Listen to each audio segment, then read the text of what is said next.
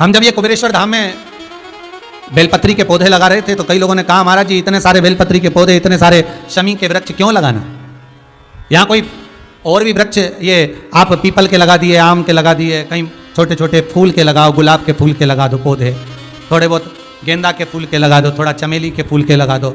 इस कुबेरेश्वर धाम में जब अच्छे अच्छे फूल के पौधे लगेंगे तो जितने लोग यहाँ दर्शन करने आएंगे उनको गार्डन का आनंद आएगा। गार्डन की मूलता फूल के पौधे से नहीं होती है महाराज,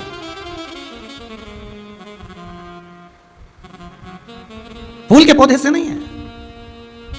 अरे भाई स्कंद पुराण में लिखा है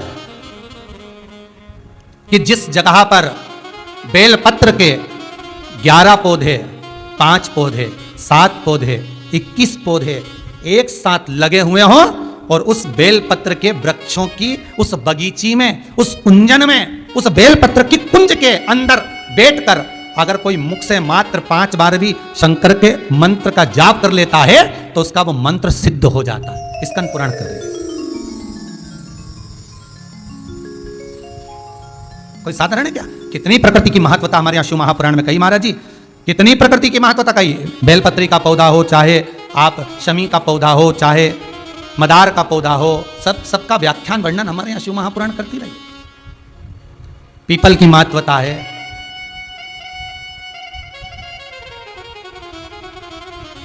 क्यों हमारे हिंदू धर्म में वृक्षों की पूजन कराई गई? क्यों हमारे हिंदू धर्म में इन नदियों की, तालाब की, सरोवर की, वृक्षों की आराधना क्यों कराई गई? क्योंकि प्रकृति को बचाने वाले, रोग को मुक्त करने वाले, बीमारी को हरने वाले यही होंगे, यही प्रकृति, यही वृक्ष, यही गौ माता, यही जलाशय, यही वायु, यही श्रेष्ठ दर्शन। तो जरूरत नहीं महाराज, जरूरत हमको अपने को प्रबल बनाने की। तो मेरा निवेदन है, ये शिव महापुराण की कथा आज जो हो रही है, इस कथा का जो मूल आनंद है, इस कथा का जो रस तत्व है, मेरा निवेदन केवल इतना है कि आज मासिक शिवरात्रि से अगर ये कथा चल रही है तो ये विचार करना कि शंकर ने बहुत बड़ी कृपा कर दी। हमारे घर में अगर हम शिव महापुराण की कथा को चालू कर कर बैठे हैं तो शंकर का ही कुछ अमृत हमको प्राप्त हो रहा है, अमृत प्राप्त। जपो, स्मरण करते रहो, विश्वास प्रबल रखिए, भरोसो दृढ़ इन चरण न कैरो, श्री वल्लभ नखचंद्र चटाविन सब जग माही अंधेरो। भरोसा होगा तो भगवान को मिलने में देरी नहीं, भगवान को मिलने में देरी नहीं। शिव पुराण करो महाराज, 24,000 श्लोक इस शिव महापुराण में है। 12 संहिताओं में इसको बांटा गया है, 12 खंड कर दिया। हम तो कहेंगे ये 12 संहिता नहीं, ये शंकर जी के 12 शिवलिंग का ही एक प्रमाण है। स्वयं शिव शंकर का एक स्वरूप हमारे सम्मुख में। ये भगवान शिव को पाने का एक आनंदमय तरीका है। कैसे प्राप्त हो भगवान शंकर, कैसे प्राप्त? आया चरित्र, एक सुंदर प्रसंग कहा। एक देवराज नाम का ब्राह्मण है महाराज, और वो देवराज ब्राह्मण जिसकी बुद्धि में, जिसके भाव में कभी भगवत भजन है ही नहीं, वो भगवान की भक्ति से बड़े परे है। भगवान को लोग याद कब करते हैं? जब थोड़ा सा दुख आ गया, थोड़ी सी तकलीफ आ गई, तब लोगों ने कहा जरा देखना पंडित जी, जरा देखिए, जरा आज धर्मपत्नी की तबीयत बड़ी गड़बड़ चल रही है, थोड़ा सा महामृत्युंजय का जाप बिठा दीजिए।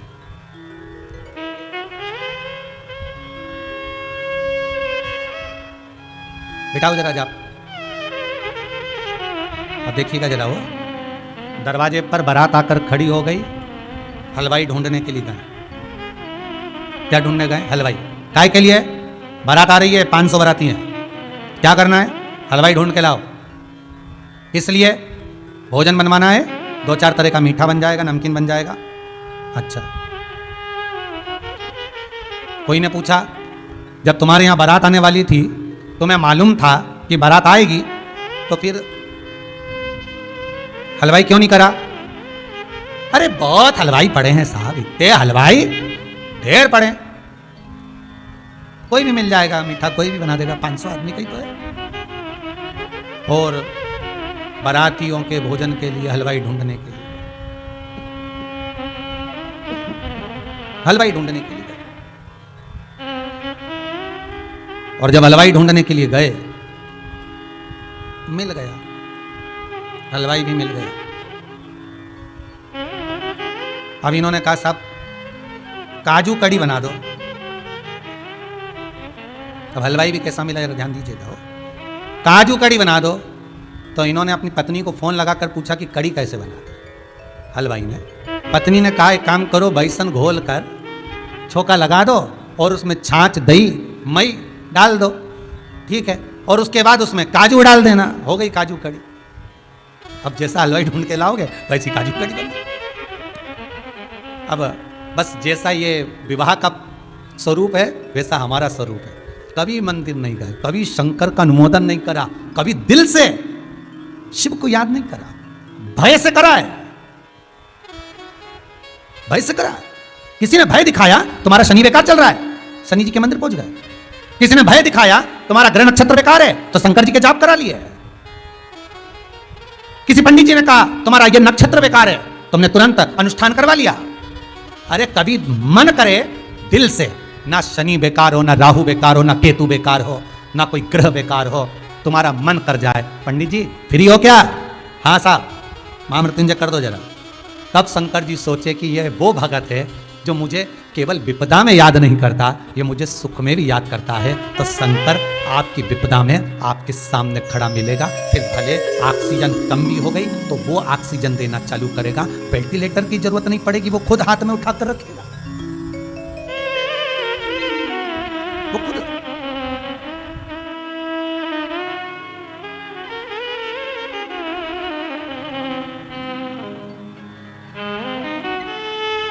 सम्मुख में खड़ा मिल रहा है। पर हमारी आदत है, हम जब दुख आया, तकलीफ आई, कष्ट आया, थोड़ा सा बीमारी आई, रोग आया, तब याद करा पंडित जी जरा देखो ना हमारे ग्रह बेकार चल रहे हैं, जरा सा देखो बहू को एकदम बुखार आ रहा है, 3-4 दिन हो गए और लग रहा है ऐसा कि जांच के लिए डॉक्टर बोल रहे हैं, अब आप बताओ क्या करें। पंडित जी बोले अब क्या कर सकते हैं, महामृत्युंजय का पाठ करवा लो। महामृत्युंजय का पाठ भी करा। फिर वही वाली बात आ गई, काली कुतिया कुएं में जाकर गिर गई, मर गई, बदबू मार रही है। गांव के लोग इकट्ठे होकर पंडित जी के पास गए, महाराज जी बताओ काली कुतिया कुएं में गिर गई, गांव में एक ही कुआं, 7 जात का आदमी पानी पीता है और वो कुआं बदबू मार रहा है। पंडित जी बोले काम करो, सत्यनारायण जी की कथा करवाओ। कथा करवाई, बदबू नहीं गई। यज्ञ करवाया, बदबू नहीं गई। अनुष्ठान करवाया, बदबू नहीं गई। भंडारा करवाया, बदबू नहीं गई।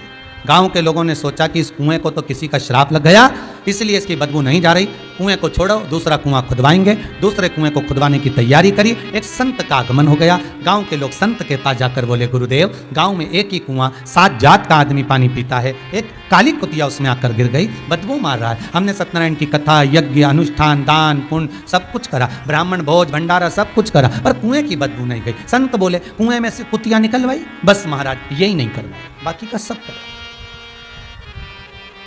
संत बोले अरे भाई कुएं में से कुतिया निकाल कर बाहर फेंक देते, पानी को उलीस देते, दूसरा पानी आता तो बदबू नहीं मारता। ये कुएं की और कुतिया की कथा नहीं है, हमारी कथा है। मन रूपी कुएं में जब तक अहंकार रूपी कुतिया पड़ी है तब तक वो भगवान का भजन में नहीं जाने देगी, स्मरण में नहीं जाने देगी।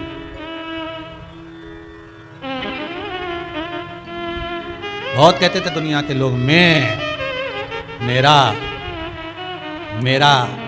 मेरे पास इतना धन, इतनी दौलत, इतनी संपदा, ऐसी सत्ता, चारों तरफ मेरा नाम चलता है, चारों तरफ। ओ महाराज चारों तरफ मेरा नाम चलता है, इतने इतने वोट से तो हम जीतते हैं, हमारे पास में ये पद है।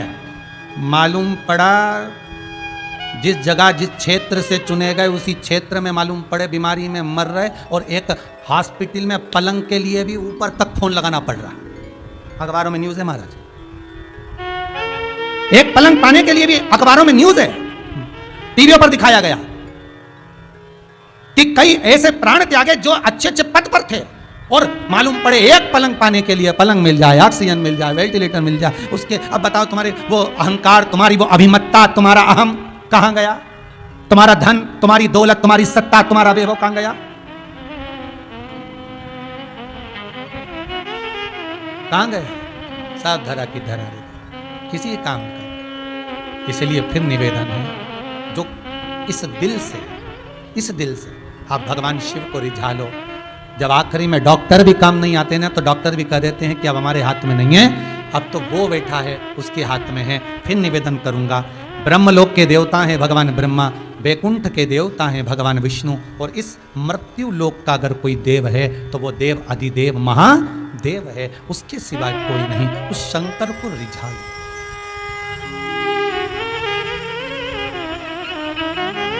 उस शिव को रिझा लो।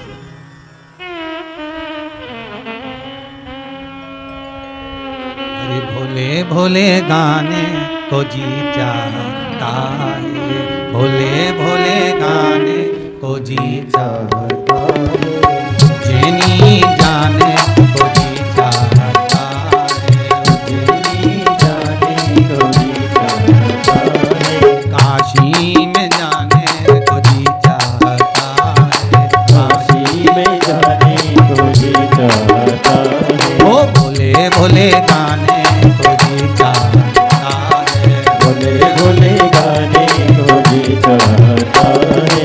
आओ से दोनों हाथों से ताली से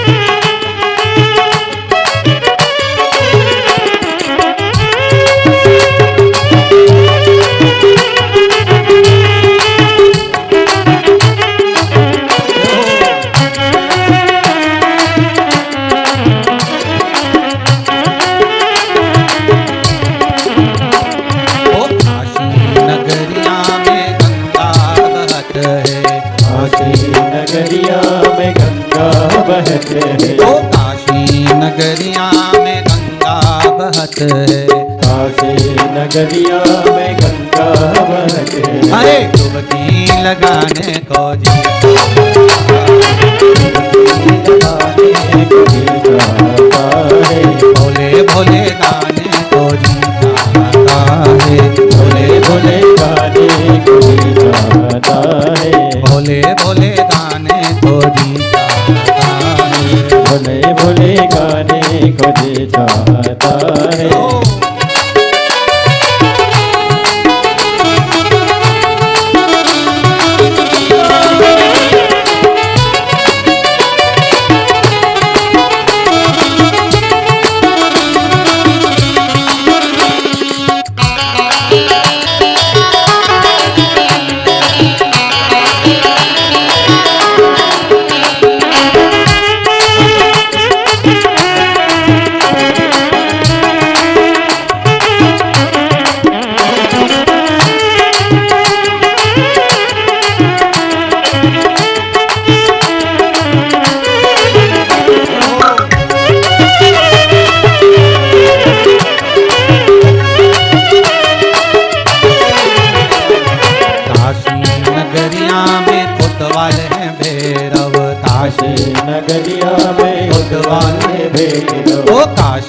नगरिया में कोतवाल है भैरव, काशी नगरिया में कोतवाल है भैरव, ओ नैना मिलाने को चाहता है, नैना मिलाने को चाहता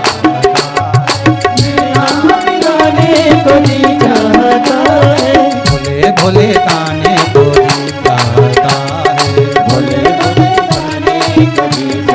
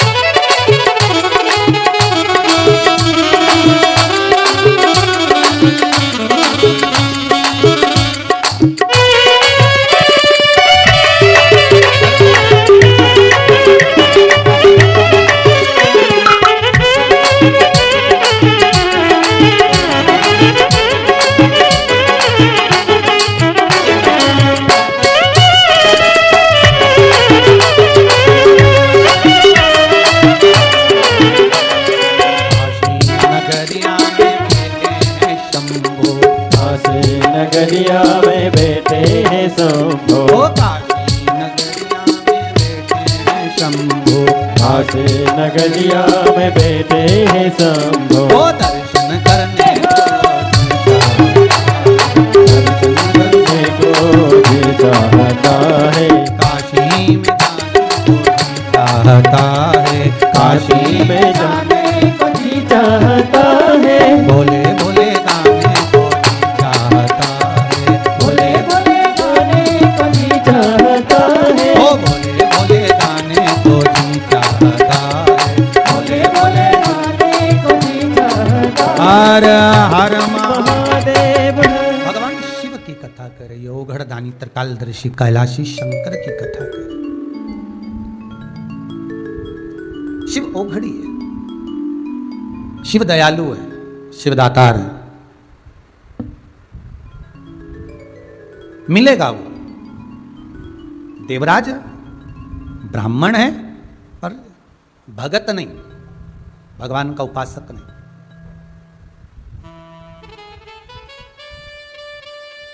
मृत्यु लोक में आ जरूर गए,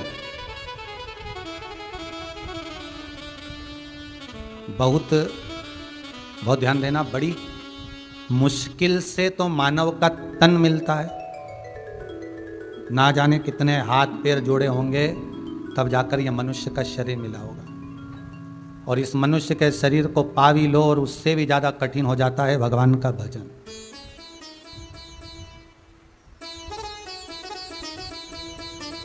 आकाश जी और निशा जी, राजगरिया परिवार को मैं बहुत बहुत धन्यवाद देता हूँ।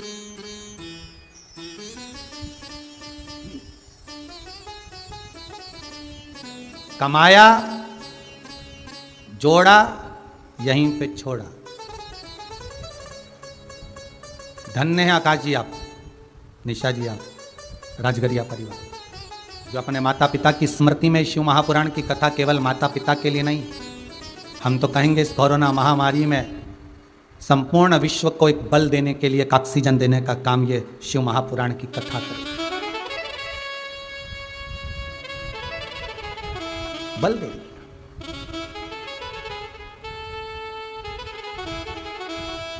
जोड़ा छोड़ा, ये तो प्रकृति का नियम है कि आप जोड़े जोड़े और बाद में यहां छोड़े।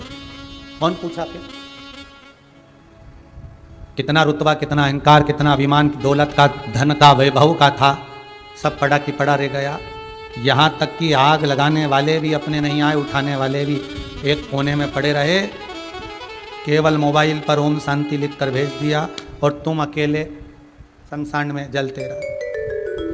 पहले भी कथा में कहा, आज फिर कहते हैं, मकान तुम्हारी पसंद का रहेगा, कैसा बेडरूम बनाना है, कैसा फर्नीचर बनाना है, कैसे दरवाजे लगाना है, कैसा कालीन बिछाना है, कैसा किचन बनाना है, कैसा ड्राइंग रूम बनाना है, कैसा हॉल बनाना है। मकान तुम्हारी पसंद का होगा, पर मसान मेरे शंकर की पसंद का होगा कि कौन से मसान में जलेगा। इस कोरोना महामारी में सिद्ध हो गया। कहां के रहने वाले थे और कहां जाकर आग लगाई, ये किसी को नहीं मालूम पड़ा।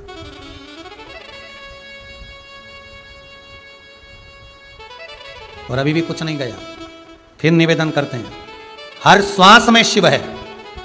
अगर लॉकडाउन लगा है, तुम्हारा शहर बंद है, मंदिर के दरवाजे बंद हैं, आप मंदिर नहीं जा सकते, आप शहर में कहीं तीर्थ में नहीं जा सकते, आपको कहीं जाना भी नहीं, आपको कहीं नदी स्नान आदि कहीं नहीं जाना, या तो शिव महापुराण की कथा करिए। श्वास श्वास में शिव रमा है। इस श्वास में शिव है तो शरीर है। श्वास में से शिव निकल गया, अर्थात ये शरीर में से श्वास निकल गई, शिव निकल गया तो केवल शव रह जाएगा। इसलिए निवेदन है, कहीं मत जाओ, घर में रहो, इस श्वास रूपी शंकर का अनुमोदन करो, श्री शिवाय नमस्तुभ्यम का जाप करो, ओम नमः शिवाय जपते रहो, बाबा से प्रार्थना करते रहो, भगवान कृपा करना, कृपा करुणा कर। देवराज ब्राह्मण है, ब्राह्मण कुल में जन्मा है देवराज, पर जन्म ले लेना एक अलग प्रसंग है, पर उस मनुष्य देह को पा लेना एक अलग प्रसंग है। मानव का शरीर मिल जाना ये तो भगवान की कृपा है कि मिला है। और उस मानव देह को प्राप्त करने के बाद अगर भगवान के भजन से वंचित रह गए तो उस मानव शरीर की कोई महत्वता नहीं, उस मानव शरीर की कोई मूलता नहीं है।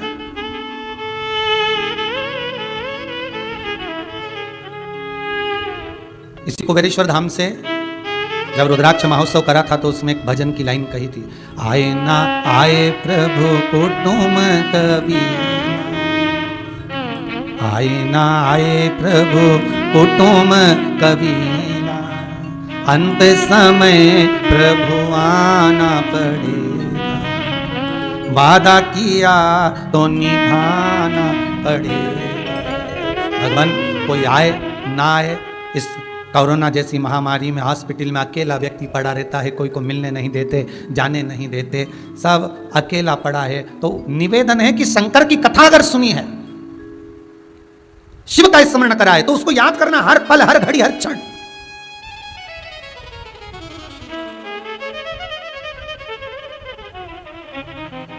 कोई आए ना आए, पर मेरा शंकर। कल की बात है,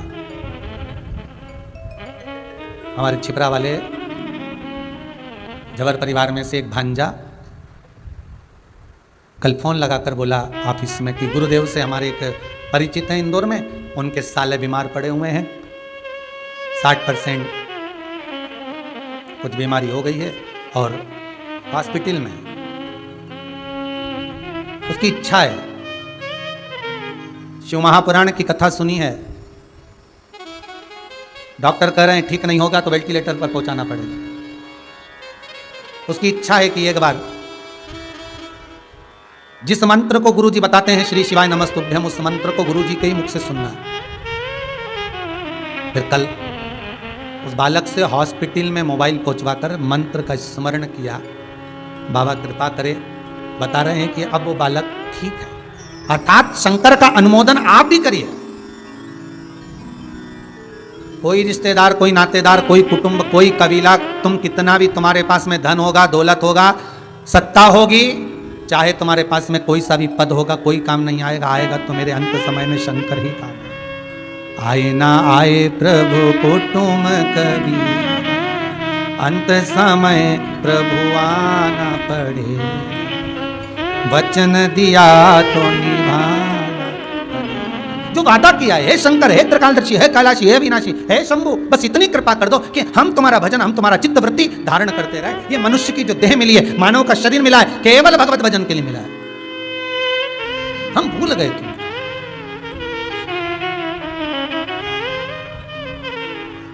प्रतापगढ़ में कथा में कहा था, 5-5 हजार के, 10-10 हजार के सूट मालों में, शोरूम में टंगे की टंगे रहेगा। प्रतापगढ़ की कथा में कहा था 10-10 हजार के चुन्नी बेस, कपड़े, सूट, बूट, हेट, सब मालों में, शॉपिंग मालों में जमे की जमे रह गए। और एक 10 रुपए का वो मास्क, कितने रुपए का? 10 रुपए का वो मास्क, इतना सा टुकड़ा करोड़ों का व्यापार करके निकल गया। प्रतापगढ़ की कथा में कहा था, बड़ी बड़ी होटलों में लोग जिस कुनकुने पानी को गर्म पानी में नींबू निचोड़ के हाथ धोते थे और गंदी गंदी मदिरा का पान करते थे, इस कोरोना महामारी ने उसको भी उल्टा कर दिया। जो पीते थे उससे हाथ धो रहे हैं और अब जिससे हाथ धोते थे उसको पी रहे हैं, गर्म पानी में नींबू निचोड़ निचोड़, और वो मदिरा से हाथ धो रहे। सब भगवान दिखाना चाहता है कि समय बदलते देर नहीं लगती, इसलिए अहंकार ना करिए, अभिमान की जिंदगी मत जियो, छोड़ दो भगवत भजन, स्मरण, चित्त वृत्ति, हम भगवान की भक्ति में डूब जाए। और इस कोरोना महामारी से भी अगर हमारा शरीर बचा हुआ है और भगवान आपको अगर जीवित रखा है तो उसको धन्यवाद देना, साधुवाद देना कि तेरी कृपा से बचाऊं, और ये शरीर, ये मन, सब कुछ तेरा है। केवल आरती में मत गाइए तन मन धन सब कुछ तेरा, केवल आरती में गाते हो, बाकी का समय तो हमेशा कहते रहते तन मन धन सब कुछ मेरा। वो तो एक लाइन और नहीं जोड़ी, नहीं तो वो भी जोड़ देते, पड़ोसी का भी मेरा। ये भी हमको मिल जाए तो कम।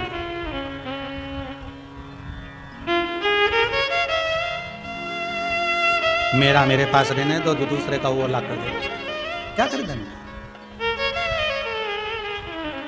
महाराज, सज धज के जिस दिन मौत की सहजादी आएगी, न सोना काम आएगा न चांदी। सब पढ़ा। देवराज ब्राह्मण होकर ब्राह्मण कर्म से वंचित, हम अपने कर्म से वंचित ना हो। मनुष्य की देह मिली है, भगवत भजन के लिए मिली है। माता के गर्भ में जब उल्टे लटके हुए थे, दोनों मुष्टिकाएं बंद थी, भगवान से प्रार्थना करी थी, हमें माता के गर्भ से बाहर निकाल दो, हम भजन करेंगे, भजन करेंगे, भजन करेंगे। जैसे ही माता के गर्भ से बाहर निकले, हम तो भोजन करेंगे, भोजन करेंगे, भोजन करेंगे। भजन गायब हो गया, भोजन चालू हो गया, और 3 बार भोजन भजन, एक बार उसमें भी उलझन आती है बार बार। थोड़ी देर रिमोट लेके बैठे ही थे टीवी देखने के लिए, आस्था चिन्ह लगाया ही था कथा सुनने के लिए। सियोरवाड़ा महाराज आ रहा होगा, आज ऑनलाइन कथा चालू हुई है, उड़ीसा वाले करवा रहे हैं राउकेला से। तो मन में सोचा था रिमोट लेके बैठेंगे, और कथा चालू हुई, आधा घंटा चली, मालूम पड़े ऐसी हवा चली, लाइट ही चली गई। मन बनाकर बैठे थे, चित्तवृत्ति को रमा कर, और चलाओ। फिर कह रहा हूं, अमृत की तरह यीशु महापुराण की कथा घर में चला रहे हो तो वॉल्यूम तेज कर दो, सारे घरों में उसका संचार होना चाहिए। हर कमरे में, हर जगह पर, जिस अन्न को खाओ उसमें भी कथा का संचार होना चाहिए। जिस पानी को पियो उसमें विष्णु महापुराण का मूल मंत्र का संचार, श्री शिवाय नमस्तुभ्यम का, ओम नमः शिवाय का, महामृत्युंजय का संचार होना चाहिए। जिस दवाई को हम खा रहे हैं वो भी हमें इस कथा के माध्यम को सुनकर खा रहे होंगे तो वो अमृत का काम करे। ये कथा केवल कथा नहीं है, विष्णु महापुराण की कथा एक ऑक्सीजन का काम करे।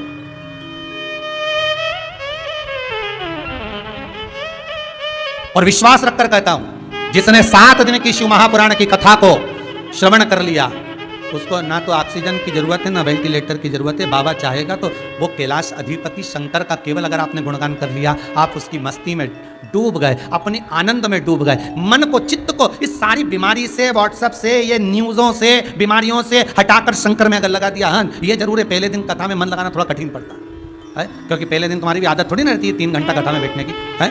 पहले दिन तो तुम्हारी आदत है थोड़ी देर पे ये देख लो, थोड़ी देर में नाटक देख लो, फिर थोड़ी देर खाया पिया 12-1 बजे, और खा पी के सोए, शाम के 5-6 बजे उठो, और सोने के समय पे ये महाराज आ गया कथा वाचन। अब 2 बजे से 5 बजे तक सोने का समय, और 2 बजे से 5 बजे तक कथा का समय, तो 3 घंटा बड़ी मुश्किल से, पहला दिन तो बड़ी मुश्किल से निकलता। बाबा रामदेव के सारे आसन लगा लोगे सुनते सुनते। कथा में दिन लगाना बड़ा कठिन पहले दिन, और पहले दिन अगर मन लग गया फिर बाकी के 6 दिन तो भगवान कहाँ लगाएगा, और 7वां दिन कब हो जाएगा मालूम ही नहीं पड़ पाएगा, मालूम ही नहीं पड़ेगा कथा का नहीं रमा पाए। देवराज ब्राह्मण रमे, और देवराज ब्राह्मण की चित्त वृत्ति मन नहीं, मिल जरूर गया मनुष्य का दिल, मानव का शरीर मिल जरूर गया, पर यह मानव का शरीर देवराज को मिला, पर देवराज ने इस मनुष्य शरीर को सत्कर्म में नहीं लगाया। थोड़ी देर अगर मन को लगा भी लेता तो ठीक था। जैसे एक संत रोज रात्रि के समय पर प्रवचन देने बैठते थे, प्रतिदिन का नियम था, बहुत सारे लोग उनके प्रवचन सुनने आते थे। संत के यहां पर एक बिल्ली थी, वो बिल्ली इतनी समझदार हो गई थी संत के यहां रह रहकर कि वो भी प्रवचन सुनती थी। संत क्या करते कि आजकल तो ये लाइटें हो गई, संत उजाला करने के लिए, प्रकाश करने के लिए दिया जलाकर बिल्ली के सिर पे रख देते, और बिल्ली बैठी रहती और प्रवचन सुनती रहती। बहुत सारे लोग प्रवचन सुनने आते। अब प्रवचन सुनने वालों में भी बहुत सारी तरह के लोग रहते हैं। 4 तरह के लोगों का वर्णन तो पहले भी वर्णन किया है महाराज, 3 तरह का भी वर्णन किया। सोता, जो कथा में सोने के लिए आता है, सरोता, जो कथा को कतरने के लिए आता है, महाराज जी ने क्या बाचा क्या नहीं बाचा, क्या अच्छा बोला क्या बुरा बोला, दिन भर वो कथा सुनते समय कतरता ही रहता है कि महाराज को तो कथा ही बाजना नहीं आया, इनने तो ये बाज दिया, उनने तो यूं कह दिया, उनने तो ऐसा कह दिया। अरे कुछ अच्छा ग्रहण कर लो। बहुत छोटा सा मनुष्य का शरीर मिला, कब चले जाएगा, प्राण छूट जाएंगे। अच्छा और बुरा करने में हमने पूरी जिंदगी निकाल दी। और एक होता है श्रोता जो कथा सुनने आते हैं। महाराज जी जब प्रवचन देते थे तो बिल्ली के सिर पे प्रकाश करने के लिए दिया रख देते थे, प्रकाश करने के लिए, उजाला करने के लिए। तो बहुत सारे लोग प्रवचन सुनने आते थे, उसमें से एक व्यक्ति आता तो उसका प्रवचन में दिमाग कम जाता, बिल्ली नहीं लगा देता। गजब की बिल्ली है, और सिर पे दिया, गजब का दिया है, बताओ। बस वो आए और ये ऐसी ठोड़ी पे हाथ रख के बिल्ली को देखता है, प्रवचन में मन डाला। और केवल व्यक्ति देखता देखता नहीं रहे, ये सोचता रहता है कि आखिर ये प्रवचन में बिल्ली के सिर पे दिया जल रहा है, उजाला हो रहा है। संत कहते हैं कि जैसे अंधेरा ज़्यादा होने लगता है तो बिल्ली को कहते खड़ी हो जा, तो बिल्ली दिया रख के खड़ी हो जाती तो उजाला और फैल जाता। इधर भगत ज़्यादा हो जाते तो बिल्ली को इधर ले आते तो उजाला इधर से आ जाता। जितने लोग बैठते वो प्रवचन सुनते और वो उसका ध्यान बिल्ली में और दिया। इसने मन में सोचा इस बिल्ली का कुछ करना पड़ेगा ये। और दूसरे दिन वो प्रवचन सुनने आया तो एक चूहा पकड़ लाया।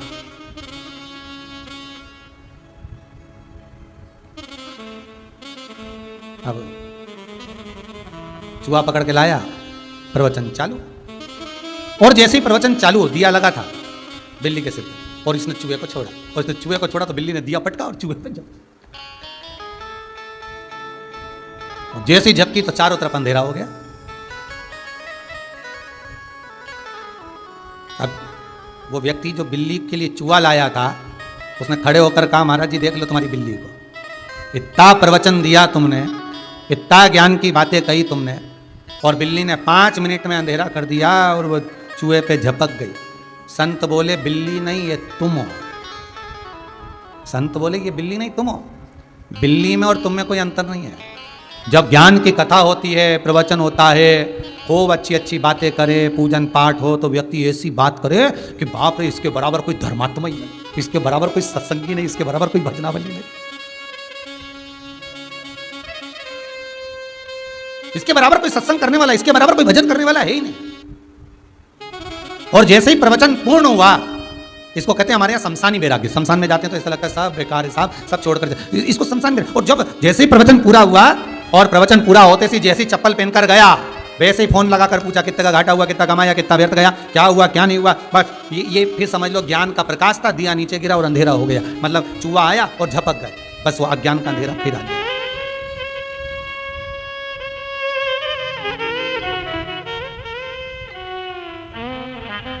वो अज्ञान का अंधेरा फिर हो गया, फिर वो अज्ञान का अंधेरा सामने आ गया। अरे भाई, देवराज ब्राह्मण कुल में जन्मा, ब्राह्मण कर्म नहीं कर पाया, और ब्राह्मण कर्म ना कर एक बार चोरी कर धन लाया, बहुत तेज शरीर में ताप पड़ा, और ताप पड़ा तो उस शरीर के ताप के कारण वो मंदिर के अंदर प्रवेश कर गया।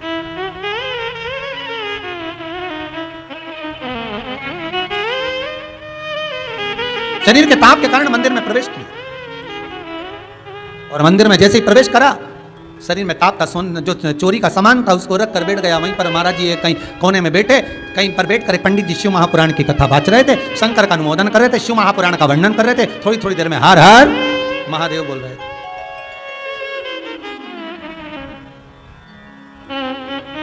शिव कथा सुन। अच्छा, जिसका मन शिव महापुराण में रमता है ना, तो उसको कहने की जरूरत नहीं पड़ती, वो तो ढूंढता रहता है। देखना जरा, चैनल लगा शिव पुराण आ रही होगी महाराज, जरा देखो जरा। जिसको आदत रहती है ना शिव पुराण सुनने की, फिर उसका मन कहीं लगता ही नहीं। शिव पुराण के जो श्रोता होते हैं ना, शंकर के जो भगत होते हैं ना, बड़े अड़भंगी होते हैं, उनका मन ही नहीं लगता। जरा देखना, जरा महाराज आ रहा होगा, चला जरा चैनल चेंज कर, देख कहां पर आ रही है शिव पुराण महाराज की, जिनकी आदत में है शंकर की कथा।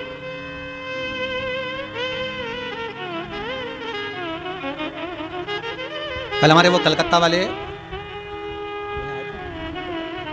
शराब, उनका फोन था, कह रहे थे गुरुजी लॉकडाउन चल रहा है, ऑनलाइन कथा मन है कि स्कंद पुराण सुन लें, जरा आप समय में निकाल कर जरा बताइए ना, हो तो बैसाख महीने में सुन लें। तो आकाश जी बोले कहे जरा गुरुजी इनका फोन। हमने कहा कहो अवियाल कथा राजगरिया परिवार की लगी है, और वो 9 तारीख से शुरू हो रही है, मासिक शिवरात्रि के दिन से, तो उसको श्रवण करें, इसके बाद देखा जाएगा जब समय हो ऑनलाइन का।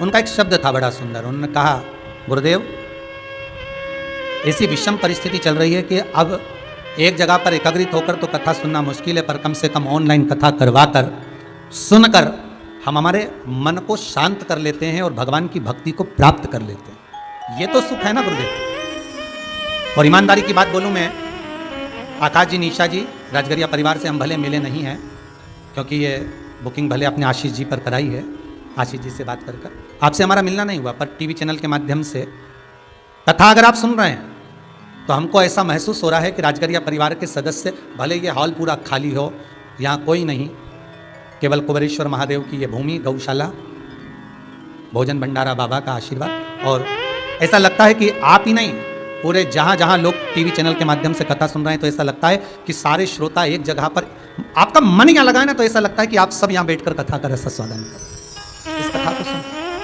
और दिल से सुन रहे हो ना आप। मेरा विश्वास है बाबा आपको दिल से आशीर्वाद भी प्रदान करेगा, जितने लोग भी सुन रहे हैं आशीर्वाद प्रदान करेगा। आज जितने लोग दिल से श्रवण कर रहे हैं, दिल से सुन रहे हैं, महाराज देवराज का मन, देवराज का चित्त, देवराज की बुद्धि नहीं लगी। आखिरी में देवराज के शरीर पर पसीना पसीना आने लगा, घबराहट होने लगी, और देवराज उसी समय पर उठकर भागा। जैसे ही देवराज उठकर भागा, भागते ही थोड़ी दूर गया था, देवराज को ठोकर लगी तो प्राण छूट गए, प्राण छूटे।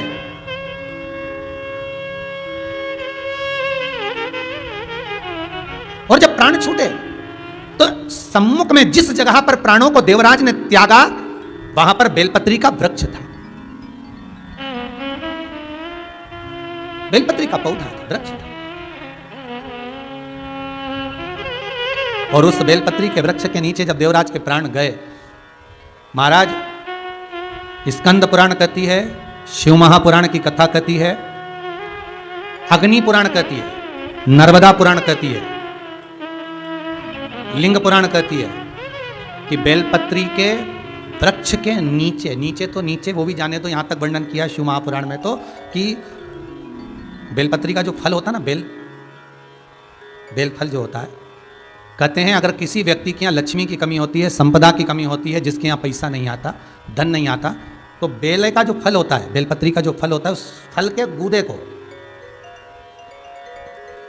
बेलपत्री के फल का गुर्दा निकाल लो, सुखा लो, गाय के घी में उसको डुबो लो, और शुक्रवार के दिन माता लक्ष्मी के लिए अग्नि में आहुति दीजिए। महाराज शाम के समय पर सूर्यास्त के पहले ये जो आहुतियां हम बेले के गुर्दे के फल की गाय के घी में डुबोकर माता लक्ष्मी और भगवान विष्णु के नाम से देते हैं, महाराज 2 या 3 शुक्रवार करोगे, लक्ष्मी की कभी कमी नहीं आती, संपदा बढ़ती है। एक प्रयोग और कर देखना, कभी अगर मौका मिले आपको तो प्रयोग कर देखिए। लिंग पुराण के अंदर लिखा हुआ है, शिव पुराण में, लिंग पुराण में और स्कंद पुराण में कहा गया कि अगर किसी ने बेले के फल का अगर थोड़ा सा भी गुर्दा पाया है, बेले के फल को खाया हो, या बेल का रस पिया हो, या बेल के फल का जूस पिया हो, अगर वो व्यक्ति का अनायास किसी कारणवश प्राण भी छूट गए हो, तो शिव महापुराण की कथा कहती है कि 27 दिन तक वो बेल के फल का रस उसके नस नस में रहता है, तो उस व्यक्ति को यम नहीं छूते, वो कैलाश पर निवास करता है। मर भी जाता है तो अधोगति में नहीं पड़ता, नरक नहीं भोगता, वो बैकुंठ पद का कामी होता, बैकुंठ का निवासी।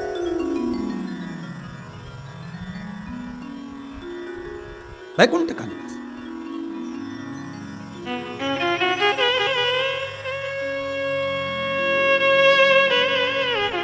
ये जो शिव जी को चढ़ती बेलपत्री हुई, शमी पत्र हुआ, मदार का पुष्प, आंकड़े का जो पुष्प हुआ, ये सब साधारण नहीं है साहब।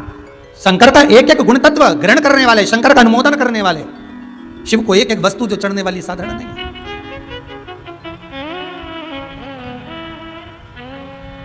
महाराज हम तो आपसे निवेदन पहले भी करे, आज फिर करते हैं। मान लो आपको ऐसा लगता है कि घर में बीमारियां ज़्यादा घेर रही है, तो एक बेल का टुकड़ा, बेले का फल का एक टुकड़ा अपने ही घर में कहीं पर भी कटोरी में रख दीजिए, शिव का स्मरण करके सुख प्रदान करेगा। अगर थोड़ा बहुत रोग आ भी गया निकल जाएगा, पर बड़ी बीमारी में कोई फंस नहीं पाएगा, ज़्यादा जनहानि नहीं होगी, तकलीफ नहीं भोग पाओ। शिव को प्रिय है। जहां पर देवराज के प्राण छूटे वहां बेलपत्री का पौधा है, बेलपत्री का वृक्ष है। हिंदू धर्म में आज भी रीति है, मरने वाले व्यक्ति, अब तो ये कोरोना महामारी में ना गाड़ी में भरे ने लेकर चले गए और जला दिया, पर पहले जो नियम था शास्त्रार्थ के अनुसार, जब कोई व्यक्ति मरता था उसको कंधे पर लेकर जाते थे, तो ले जाने के बाद में बीच राह में एक स्थान ऐसा आता था जहां पर अर्थी को उतारते थे, विश्राम स्थल पर उस अर्थी को उतारा जाता था। और वो केवल विश्राम स्थल ऐसे नहीं होता था, वहां पर बेलपत्री का पौधा होता था, पेड़ होता था, उस बेलपत्री के वृक्ष की छांव उस मुर्दे पर भी पड़ जाती थी, तो उसको यम की कैद नहीं भोगना पड़ता, उसको यम की कैद, यम की त्राण नहीं भोगना पड़ता।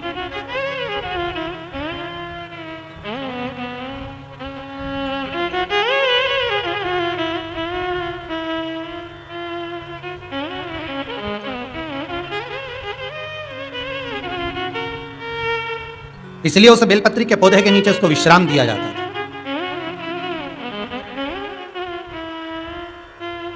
बेलपत्री के पौधे के नीचे उसको विश्रामता दी जाती। और देवराज नाम का ब्राह्मण चोरी के धन को लेकर जा रहा है और अगर अपने प्राणों को त्याग रहा है, ठोकर लगकर अगर गिरा है तो बेलपत्री के पेड़ के नीचे गिरा, उसकी छांव, उसकी छाया उस पर पड़ गई। अभी कथा में कहा था 5, 7, 11, 21 बेलपत्री की जो कुंज होती है, बेलपत्री के जो वन होता है, उसमें बैठकर भगवान का भजन किया जाए तो उसका फल 1000 गुना होता है। इस कुबेरेश्वर धाम में, जहां से कथा का ऑनलाइन प्रसारण हो रहा है, इस कुबेरेश्वर धाम में शंकर जी कुबेरेश्वर महादेव के दोनों साइड में हमारा पूरा प्रयास है कि बेलपत्री के पौधे ऐसे लगाए जाएं कि बीच में बैठकर लोग श्री शिवाय नमस्तुभ्यम या शंकर का अनुमोदन करते रहें। कोई दर्शन करने आए तो वहां बैठकर थोड़ी देर बेलपत्री की छांव में, चारों तरफ बेलपत्री हो और वो बैठकर भगवान शंकर का गुणगान करे। यह जरूरी नहीं है कि बेलपत्री के पेड़ के नीचे शंकर का शिवलिंग का निर्माण करोगे, पूजन करोगे तब फल मिलेगा। बेलपत्री के तो वृक्ष के नीचे आप थोड़ी देर बैठकर स्मरण कर लिए, उसका भी फल आनंदित है, उसका भी फल 4 गुना, 1000 गुना।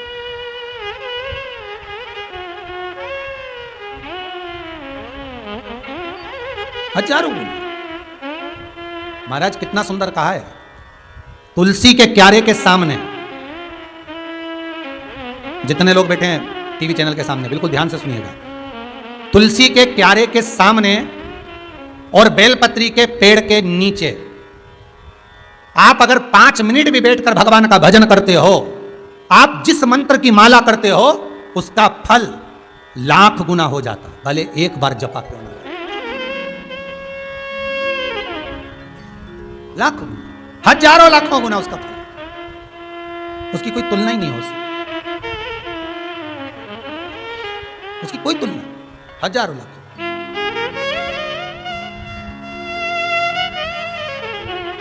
देवराज बेलपत्री के वृक्ष के नीचे ठोकर खाकर गिर गया, प्राण छूट गए। शंकर भगवान नंदी लेकर आए। देवराज ने पूछ लिया, आप कौन? शिवजी बोले, मेरे को पहचाना नहीं? नहीं। अभी तू मंदिर में गया था? हाँ। क्या हो रहा था? वहां पर कोई पंडित जी बैठकर कथा वाच रहे थे। कौन सी कथा वाच रहे थे? शिव महापुराण। अच्छा। भगवान भूत भावन भूतेश्वर शंकर कहते हैं, अगर कोई एक क्षण की भी शिव महापुराण की कथा श्रवण कर लेता है तो वह मेरे धाम का आधिपत्य स्थापित कर लेता। तो चिंता मत कर, अब तू नरक नहीं जाएगा। पर मैं तो पापी हूं। देवराज ब्राह्मण करे मैंने चोरी करी है, देवराज ब्राह्मण करे मैंने तो चोरी करी, मैं चोरी का धन लेकर आता था, मैं तो महापापी हूं। और आप कह रहे हो कि मैं कैलाश पर जाऊंगा? भगवान कहते हैं, जो मेरा स्मरण कर कर प्राणों को त्यागता है वो मेरे ही धाम को जाता है, मेरे ही धाम। आप भी भाव से कर सकते हैं।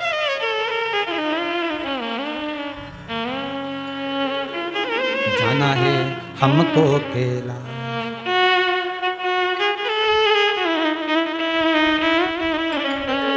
ओ भोले बाबा जाना है हमको कैलाश, ओ भोले बाबा जाना है हमको कैलाश, ओ भोले बाबा जाना है हमको कैलाश, हमको कैलाश बोले, हमको कैलाश, हमको कैलाश बोले, हमको कैलाश, हमको कैलाश बोले, हमको कैलाश, हमको कैलाश बोले, हमको कैलाश, ओ जाना है हमको कैलाश, ओ भोले बाबा जाना है हमको कैलाश, ओ भोले बाबा।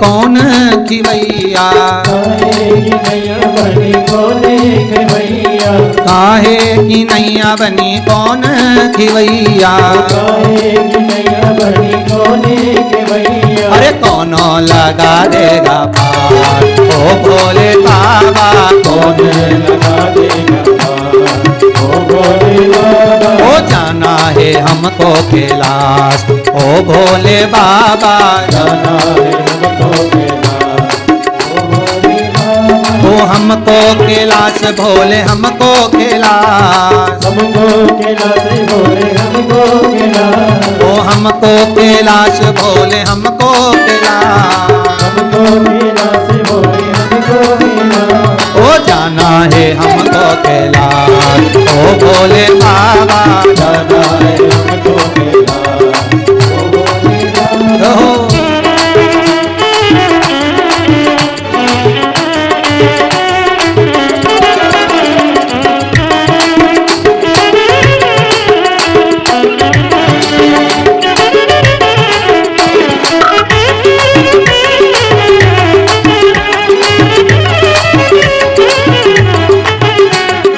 अपने अपने घरों में बैठकर दोनों हाथों से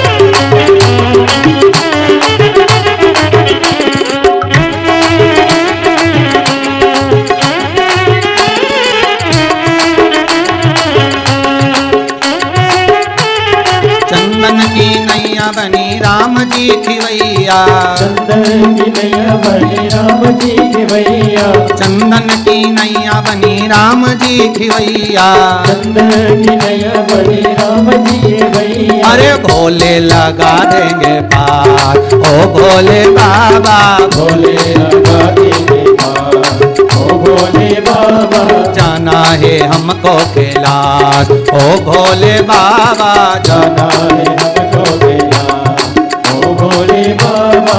हमको कैलाश भोले हमको कैलाश, हमको कैलाश भोले हमको कैलाश, ओ हमको कैलाश भोले हमको कैलाश, हमको कैलाश भोले हमको कैलाश। ओ जाना है हमको कैलाश, ओ भोले बाबा जाना है हमको कैलाश, ओ भोले बाबा। रहो।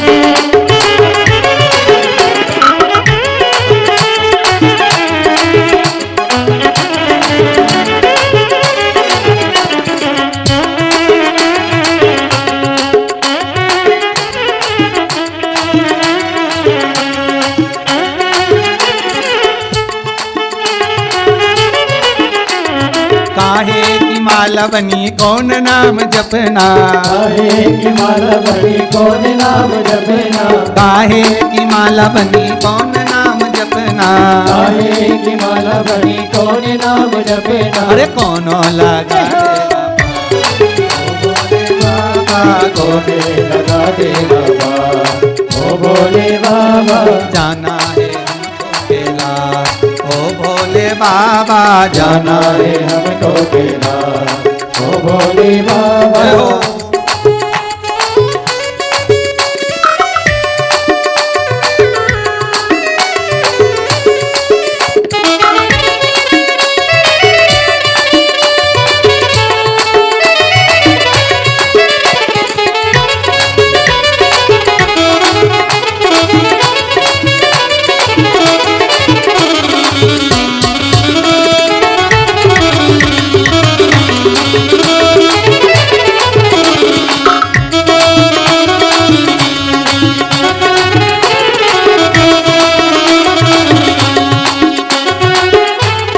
तुलसी की माला बनी राम नाम जपना, तुलसी की माला बनी राम नाम जपना, तुलसी की माला बनी राम नाम जपना, तुलसी की माला बनी राम नाम शंकर लगा देंगे पार, ओ भोले बाबा शंकर लगा देंगे पार, ओ भोले बाबा जाना है हमको कैलाश, ओ भोले बाबा जाना है हमको कैलाश, ओ भोले बाबा ओ हमको कैलाश बोले हमको कैलाश, हमको कैलाश बोले हमको कैलाश, ओ हमको कैलाश बोले हमको कैलाश, हमको कैलाश बोले हमको कैलाश, जाना है हमको कैलाश, ओ भोले बाबा जाना है हमको कैलाश, ओ भोले बाबा जाना है हमको कैलाश, ओ भोले बाबा जाना है हमको कैलाश, ओ भोले बाबा जाना है हमको कैलाश, ओ भोले बाबा जाना है हमको कैलाश, ओ भोले बाबा हर हर महादेव। देव भगवान शिव की कथा कहती है, देवराज ब्राह्मण को लेने स्वयं शिव आए, स्वयं ओघड़दानी शंकर त्रिकालदर्शी कैलाशी अविनाशी भगवान शिव आए और देवराज को नंदी पर बिठाकर शंकर स्वयं पैदल चलकर जा रहे। अच्छा देखिएगा कितना सुंदर संवाद है। 33 कौटी देवता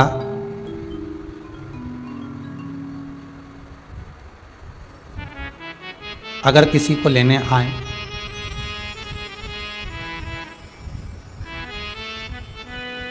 भगवान अगर विष्णु आए तो गरुण पर लेकर जाएंगे, ब्रह्मा जी आए कमल पुष्प पर लेकर जाएंगे, इंद्र आए तो ऐरावत पर लेकर जाएंगे।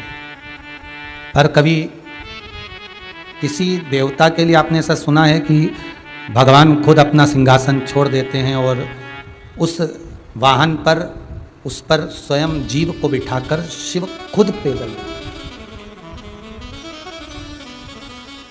शंकर स्वयं पैदल जा रहे।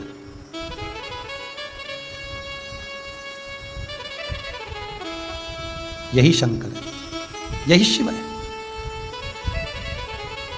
इसीलिए कहते भोला। 3 मित्रों में झगड़ा हो गया, एक राम जी का उपासक था, एक कृष्ण जी का उपासक था, एक शंकर का उपासक था। तीनों झगड़ लिए। अब भक्तों के चक्कर में भगवानों को आफत हो जाती कभी कभी। कभी कभी भक्त के चक्कर में भगवान को आफत हो जाती, होता है कभी कभी। एक कथा पहले कही थी ना कि चेलों के चक्कर में गुरु को आफत हो जाती।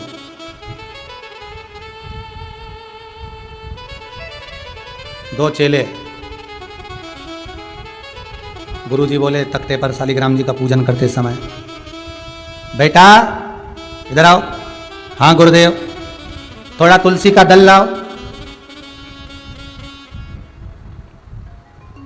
चेले ने सोचा, गुरुजी बोले तुलसी का दल लाओ, अगर मैं गया लेने फिर गुरुजी कोई दूसरा काम बता देंगे। गुरुजी में तो पहचानता ही नहीं तुलसी कैसी होती है, तुम और तुलसी नहीं जानते। गुरुजी ने भी मन में सोचा, कहाँ पगला के चक्कर में पड़ा। दूसरे चेले को बुलाया, चेला जी गुरुदेव जाओ तुलसी का दल लाओ शालिग्राम जी की पूजन के लिए। ये जानता ही नहीं तुलसी का पेड़ पौधा कैसा होता है। दूसरे ने सोचा अपन बड़े फंसे। दूसरे ने कहा, तू तुलसी जी को नहीं जानता? तुलसी जी के इतने बड़े बड़े पत्ते होते, उसका फूल इतना बड़ा होता। गुरुजी बोले रहने दो, तुम भी नहीं जानते तुलसी जी का? नहीं गुरुजी मैं तो जानता हूं, इतना बड़ा पत्ता होता है, इतना बड़ा फूल होता है। गुरुजी बोले ऐसे कोई तुलसी जी नहीं होती। एक काम करो, तुम दोनों मत जाओ, मैं जा नहीं सकता उठ के, क्योंकि मैं सेवा में लगा हूं। भगवान को छोड़ के जाऊंगा अच्छा नहीं लगेगा। एक काम करो, एक इधर लगो एक उधर लगो, मेरे तखत को उठा के तुलसी जी के पास ले चलो, मैं बता दूंगा।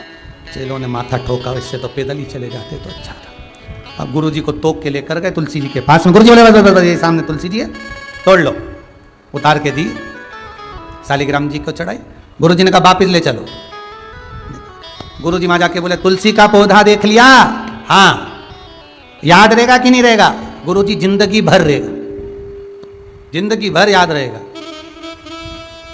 कि कोई काम में अगर आलसी करी तो वो काम फिर घूम फिर कर बहुत बड़ा होकर करना पड़ता। इसलिए बार बार 50 बार हमारे यहाँ के डॉक्टर, हमारे यहाँ पर कलेक्टर, एसपी, डीएसपी, एसडीएम, मंत्री, संतरी, सांसद, विधायक, आदिकाधिक सीएम, पीएम बार बार तुमको कह रहे हैं कि ढिलाई मत करो, मुंह पर मास्क लगाओ, हाथ को धोते रहो, सोशल डिस्टेंसिंग का पालन करो। बार बार कहते हैं। क्यों?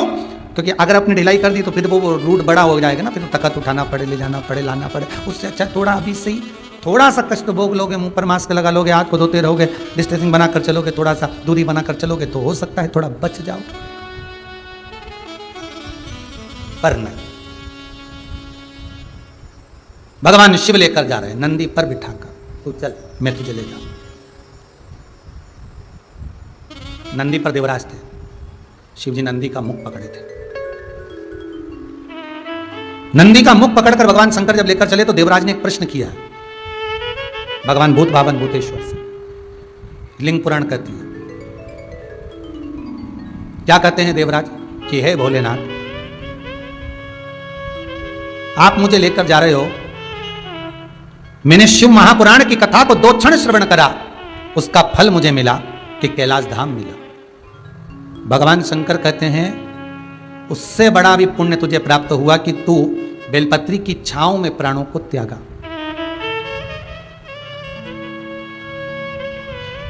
फिर वही स्कंद पुराण का संवाद आ गया। बेलपत्री के वृक्ष की जो जड़ होती है, उस जड़ के अंदर 33 कोटि देवताओं का निवास होता है। 68 करोड़ तीर्थ बेलपत्री के पेड़ के नीचे रहते हैं। 68 करोड़ तीर्थ मात्र बेलपत्री की छांव में, बेलपत्री के नीचे विराजमान होते हैं। अगर आपके मन में कभी कभी भाव उत्पन्न हो जाए ना कि मेरे को कहीं तीर्थ करने जाना है और अभी मौका नहीं मिल रहा, तीर्थ जाने का अभी तो लॉकडाउन चल रहा है और अभी सब दूर बीमारी फैली हुई है, कहीं नहीं जा सकते, तो जब लॉकडाउन हट जाए, बीमारी समाप्त हो जाए और तीर्थ जाने का मन करे तो किसी बेलपत्री के पेड़ के नीचे 5 मिनट जाकर बैठ जाए।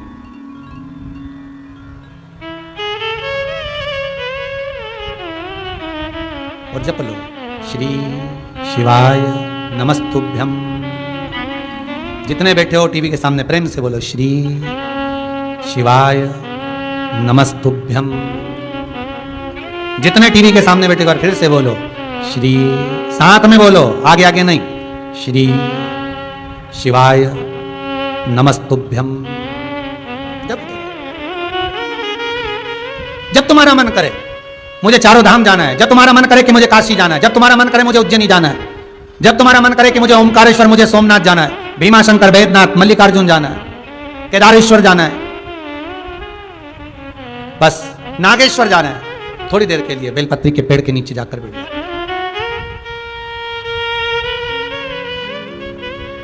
68,000 तीर्थ सब बेलपत्री के वृक्ष के नीचे विराजमान। शिव कह रहे हैं देवराज तेरे प्राण छूटे, मना नहीं है तेरे प्राण छूटे, पर तेरे प्राण जहां छूटे वो बेलपत्री का वृक्ष था।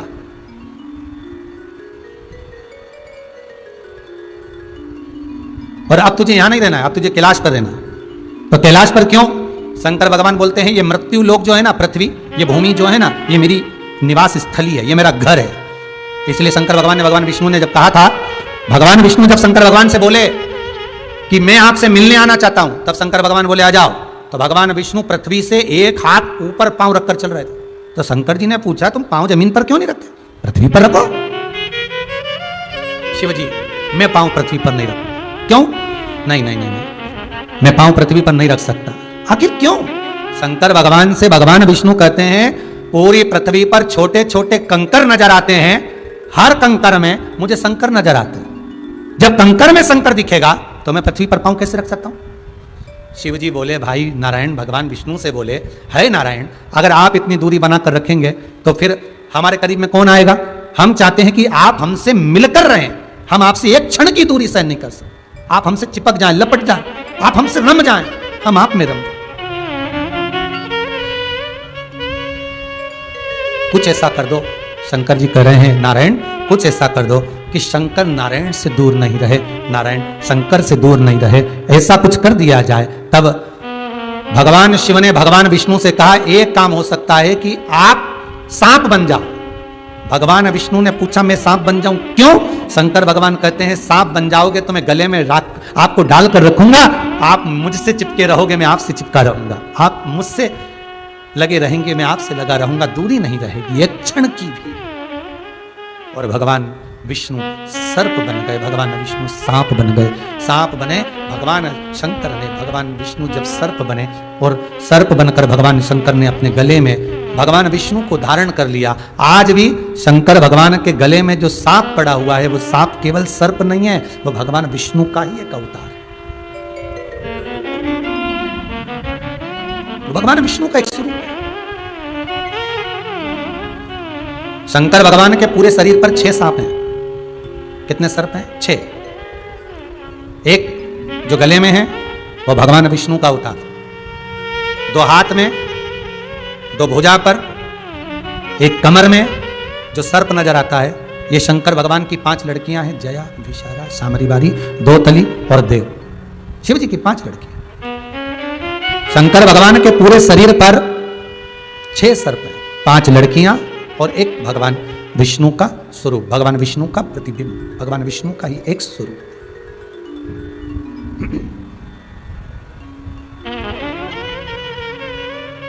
छह सर्प भगवान के शरीर। अब देवराज कैलाश पर पहुंचे,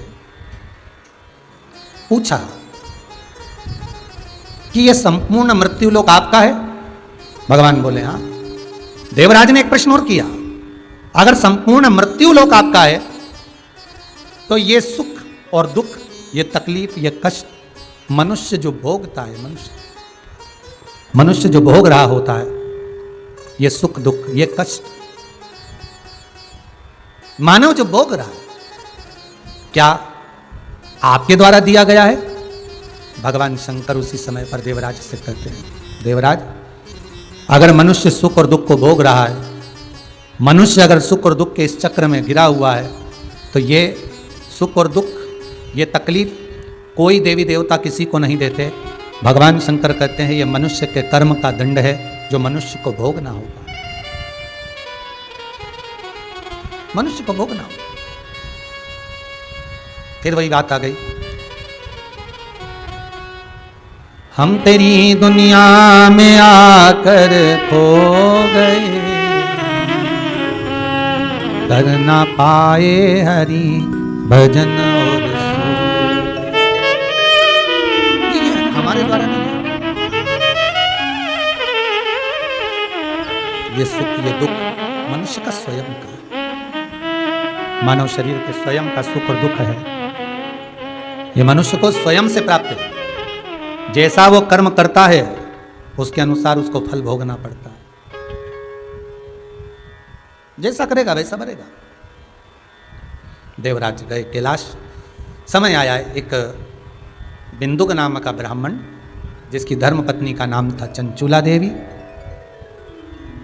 बिंदुक भी थे ब्राह्मण, पर ब्राह्मण कर्म से वंचित होकर चोरी करना, धन एकत्रित करना और उस धन को लाकर अपनी पत्नी को देना, और पत्नी भी उस धन को सत्कर्म में ना लगाकर गलत कर्म में लगा देना, गलत कर्म में उसको लगा देना। एक निवेदन पहले भी करा, आज फिर कहते हैं, पति का नाम केवल पति है, पर धर्म पत्नी का नाम धर्म पत्नी है।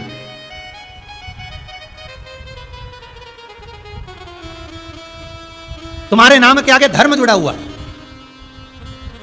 नारी के नाम के आगे धर्म जुड़ा हुआ है, पुरुष के आगे धर्म नहीं जुड़ा। जब तुम्हारा पति कमा कर लेकर आए, धन लेकर आए और तुम्हारे हाथ में लाकर दे, तो फर्ज तुम्हारा है, तुम्हें पूछना चाहिए इतना कमा कर लेकर आ रहे हो, ईमानदारी से बोलना, गलत तरीके से तो नहीं कमा रहे हो।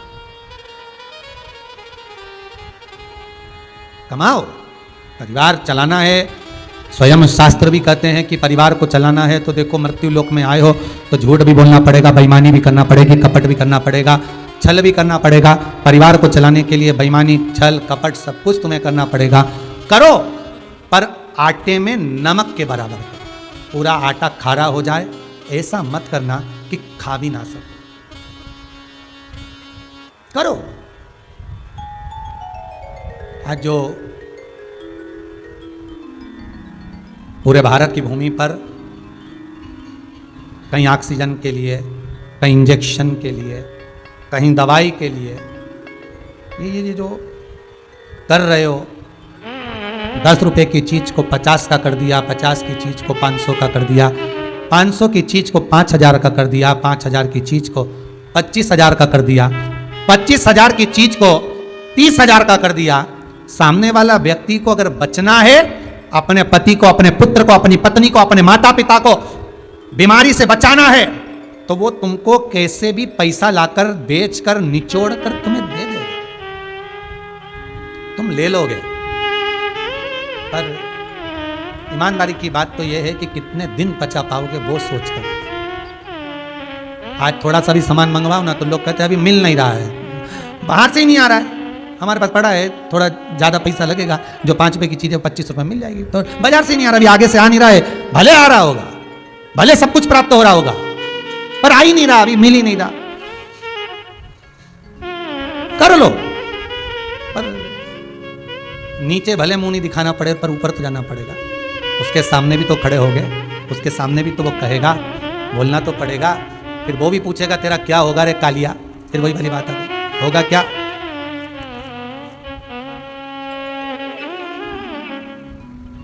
कर्म भोग है, भोग ना। मौका मिला है दान, धर्म, सत्कर्म करने का। फिर निवेदन करूंगा, बहुत बड़े बड़े चेक दूसरों को देने से अच्छा है अपने आसपास, अपने मोहल्ले में, अपने क्षेत्र में किसी को किसी चीज की जरूरत हो तो पहले उसकी व्यवस्था कर दो। दूसरी जगह दान, दूसरी जगह चेक, दूसरी जगह पहुंचाने, पहले उसको देखो जिसको जरूरत है। हमारे प्रतापगढ़ से कथा कर कर जब हम सीहोर पहुंच रहे थे तो खबर लगी कि सीहोर हॉस्पिटल में ऑक्सीजन मशीन नहीं है और लगभग बहुत लोग मर गए। सूचना मिलते ही हम तो ट्रेन में थे, तो समिति की ओर से खबर आई, क्या करें? हमने कहा बात करें मुंबई जजमानों से, और मुंबई बात करके मशीनें बुलवाई जाए इंदौर, इंदौर से बुलवाई जाए सीहोर, और सीहोर से फिर वो मशीनें ऑक्सीजन की दी जाए।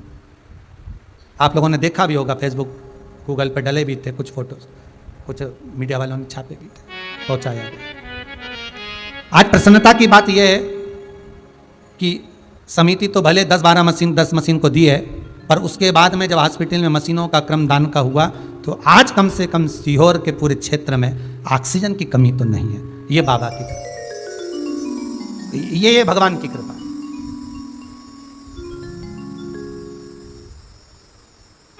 आपका दान, आपका धर्म, आपका सत्कर्म, आपका भजन, आपका स्मरण, और आप जो दे रहे हो वो सही जगह पर लगे, इसमें मूलता होना चाहिए, केवल भोग और विलास में नहीं।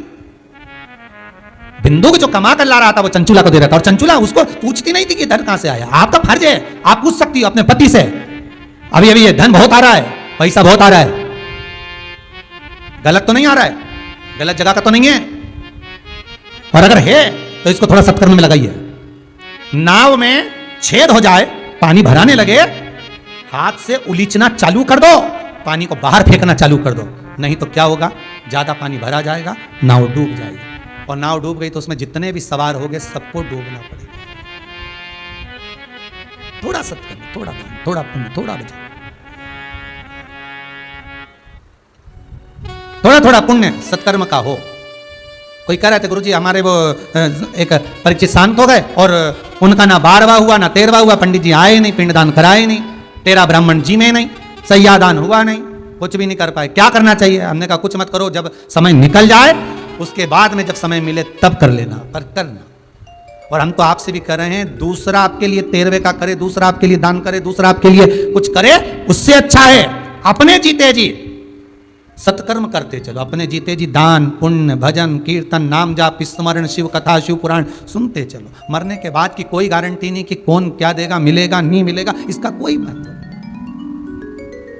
अपने हाथों से करो भजन, करो दान, करो पुण्य। महाराज बिंदुक एक दिन चोरी कर आ रहा था, कहीं से धन लेकर आया, दीवार से कूदा, जमीन पर गिरा, जमीन पर कूदने की जगह पानी में गिर गया और पानी में गिरा, मर गया। शिव महापुराण की कथा कहती है 3 तरह से मरे हुए व्यक्ति को मोक्ष नहीं है। स्त्री के हाथ से मरा हुआ, सर्प के डसे से मरा हुआ और पानी में डूब कर मरा हुआ, अधोगति में मरा हुआ। इनकी मुक्ति नहीं, मोक्ष नहीं।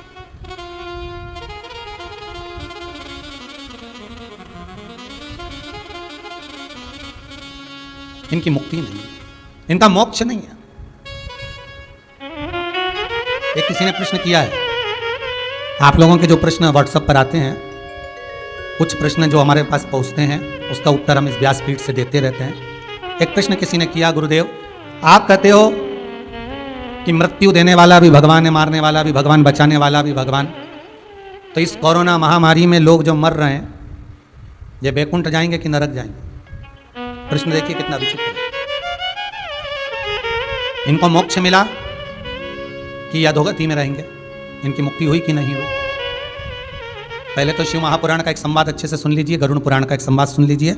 गरुड़ पुराण में कहा गया, बहुत सारी अभिलाषा लेकर, पितरों के जो क्रम बताएं, पहले भी आपको कथा में कहा, बहुत सारी अभिलाषा लेकर कुंवारी अवस्था में अधोगति में मर गया तो वह आहूत बन गया, उसको मुक्ति नहीं मिली, उसका मोक्ष नहीं मिला।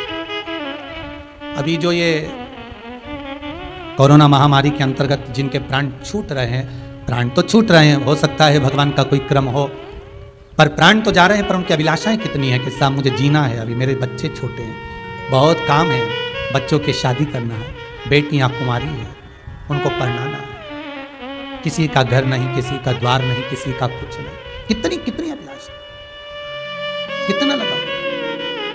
और उसके बाद अगर आप सोचें कि इनका भाई, उनका मन तो आप में ही रमा हुआ है ना, उनकी मन, उनकी वृत्ति तो आप में ही लगी हुई है। फिर भी कथा के प्रारंभ में जब कथा चालू करी थी तो कहा था कि अपनी टीवी का वॉल्यूम थोड़ा तेज कर दो। शिव महापुराण का एक एक संवाद अगर गली में मोहल्ले में भी किसी के प्राण गए होंगे, कोई अधोगति में मरा भी होगा, तो ये शिव महापुराण के संवाद सुनकर उसकी मुक्ति, उसका मोक्ष तो हो जाए, उसकी गति तो सुधर जाए, उसकी गति सुधर जाए।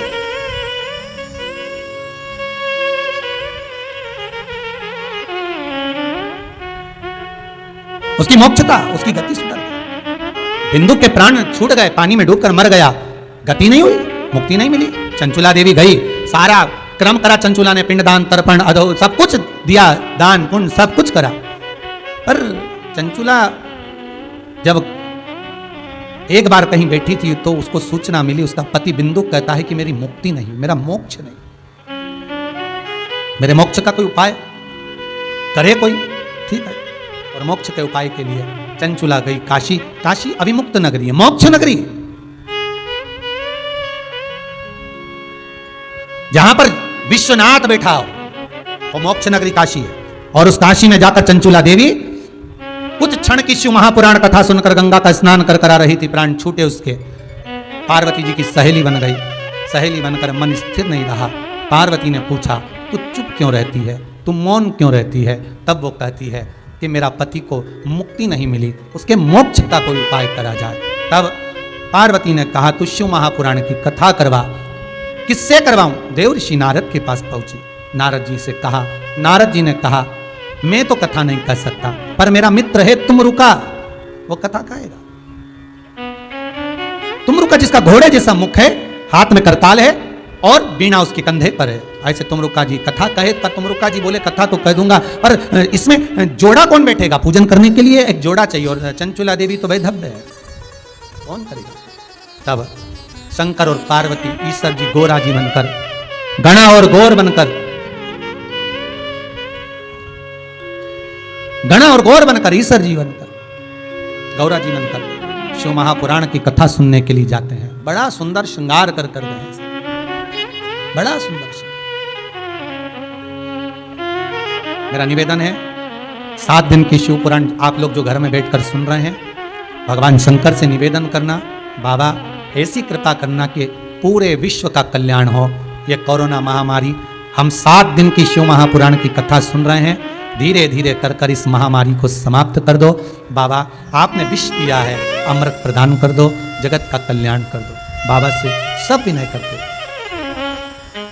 निवेदन करते। ऐसी शिव महापुराण की कथा भगवान भूत भावन भूतेश्वर पार्वती जी के साथ श्रवण करने के लिए जाते हैं। आप भी प्रेम और आनंद से स्वर्गीय श्री उमाशंकर जी राजगरिया, स्वर्गीय नारायणी देवी राजगरिया की स्मृति में श्री आकाश और निशा जी राजगरिया राउकेला उड़ीसा से जो कथा श्रवण करा रहे हैं, भाव से आप सब ऑनलाइन इस कथा को श्रवण कर रहे हैं। आज मासिक शिवरात्रि है।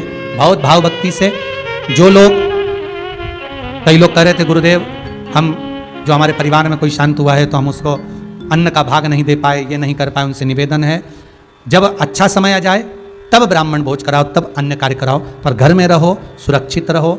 आप जो दान कर रहे हैं, पुण्य कर रहे हैं, या गौशाला के लिए, वृद्धाश्रम के लिए सैया दान कर रहे हैं, या आजीवन भोजन भंडारे के सदस्य बन रहे हैं, उसके लिए बहुत बहुत धन्यवाद। जो गए हुए जीव के निमित्तार्थ भी आप भोजन भंडारे के सदस्य बन रहे हैं और उनकी तारीख लिखाकर भोजन भंडारे के सदस्य बनकर आजीवन उनके नाम का भोजन यहाँ करवा रहे हैं, उसके लिए बहुत बहुत साधुवादता है। और अपने अपने घरों में बैठकर जो आप कथा श्रवण कर रहे हैं, आस्था टीवी पर कथा को सुनते हुए आप अपना अपना फोटो अगर डालेंगे तो हमको ऐसा लगेगा कि आप और हम जुड़े हुए हैं कथा सुनने के लिए। आपके वो फोटो